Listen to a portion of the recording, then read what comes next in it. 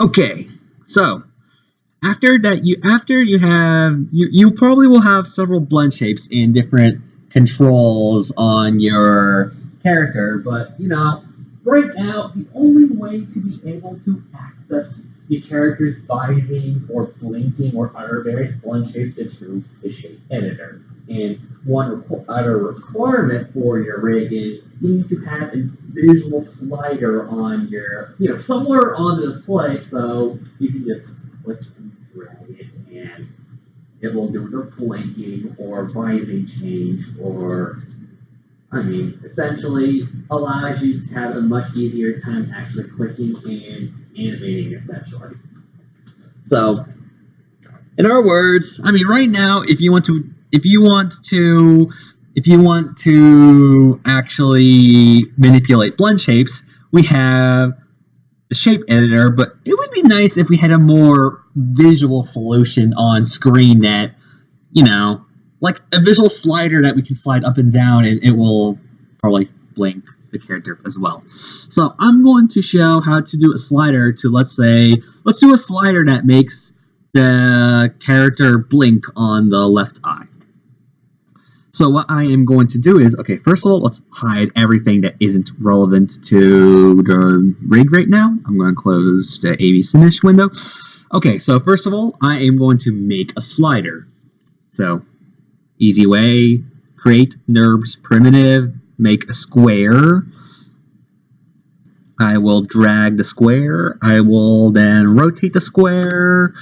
Let's say 90 degrees, and then let's just say,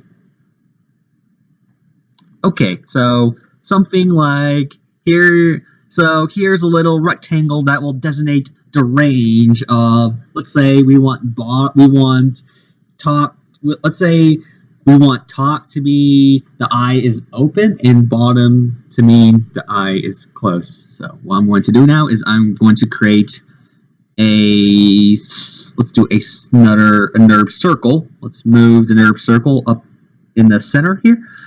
Oh, and feel free to interrupt me if you want me to go repeat a step. So I will, okay, something like this. So now we have a little circle that we can drag up and down, and that will manipulate and move the eye.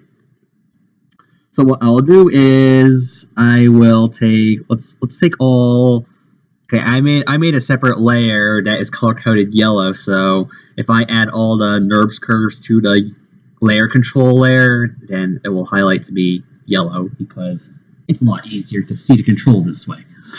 Okay, so first step I'm going to do, take the actual slider, and I'm going to want to freeze transformation it, so default, it's going to stay at the top if I reset the circle. Okay, so now let's set some limits. Like, obviously we want the slider to go up and down, but we don't want it to go, I don't know, anywhere outside of the switch. So in order to do so, there should be a, okay, let's go to the NURB circle. Let's rename this to make this a little bit easier for us to understand. Okay, so right now I have a NURB square. I'll call this left eye slide boundary, and let's call this one left eye con for left eye controller. So, okay, I'm going to click on left eye controller, and then I'm going to go to the attribute editor, and there should be something called limit information. Limits information will essentially, lock the transformation, so you can, let's do translate, for example. I can set the limit to, let's hit a limit for, let's make a limit for the minimum and max. Let's make it so the lower and the upper limit for translating on the x-axis for the controller is both zeroed out. What this means is, now if I try moving the slider on the x-axis, well, I can't do it because I applied a limiter. as 4, and then let's do the same thing for Z as well, because we don't want the slider to be moving in the Z direction. But the Y direction, on the other hand, okay, let's set the upper limit. The upper limit is 0, because 0 represents...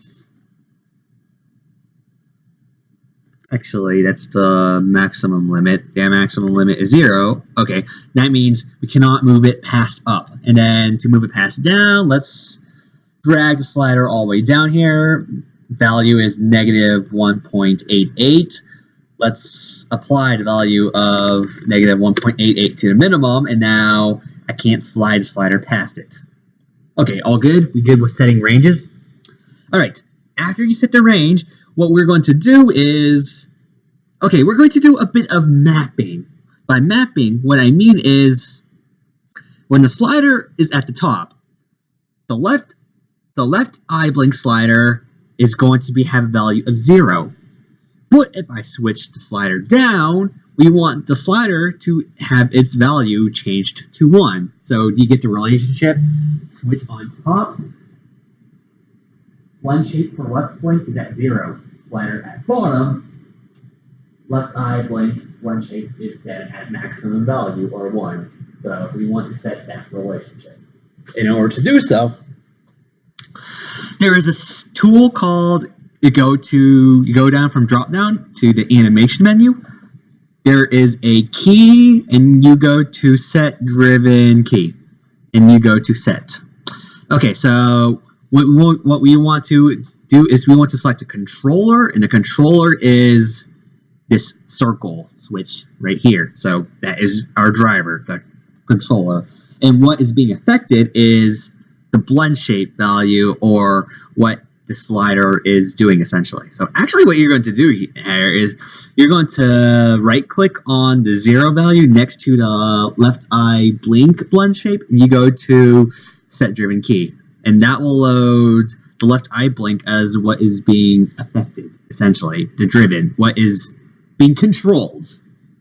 And then we select the controller, hit load driver, and what we want to do is we want to make sure that the switching the switch up and down is going to end up affecting the blend shape. And as you notice, in order to do the switching process, I am translating the switch up and down on the y-axis. So that means if I move the switch on the y-axis, it will then affect the blend shape attribute on the shape editor. Okay, so what I'm going to do now is when the switch is at the top, blend shape is at 0. Okay, looks about good. I'm going to hit key. Okay, now what I'm going to do next is I'm going to move the switch to the bottom. And when the switch is moved to the bottom, I need to set the blend shape to be as far closed as I want to make it. So I'm going to change it. I'm going to slide it all the way to 1. So now bottom switch 1 blend shape attribute value. Hit key. Okay, now with that set in place, we have defined the upper and the lower boundaries for how the switch is going to affect the blend shape. And now, if I were to move the switch up and down, there you go.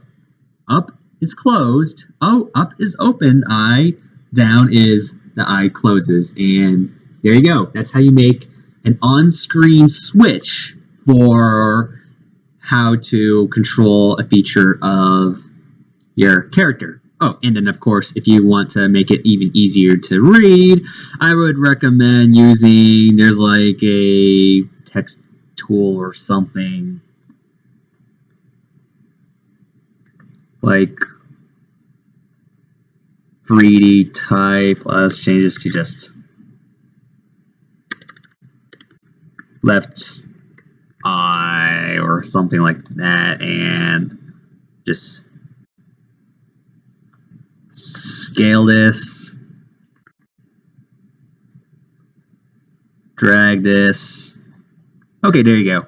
A bit large, but okay, there you go. Now you have a label that says left eye, and you have the slider on top of it. Oh, and of course, if you want to eventually move everything together, like if you want to reposition the placement of where you put the slider, just okay, hit the text, find the other, it's a slider in the boundaries and just put it all into a group. So I'll just call this left icon